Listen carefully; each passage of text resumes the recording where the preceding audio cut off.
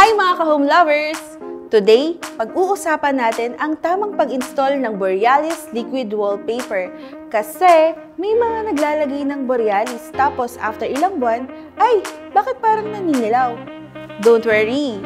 Nangyayari yan kapag hindi nasunod ang tamang sistema. But, may good news ako sa inyo dahil kayang-kaya nating ayusin yan. Step 1, skim coat.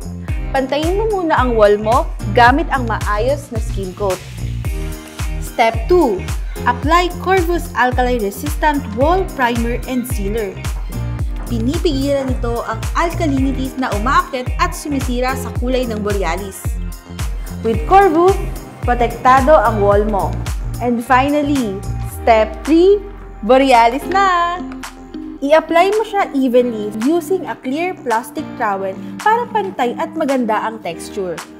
Tingnan mo, ang ganda, di ba? Walang yellowing, walang blotches, just pure elegance.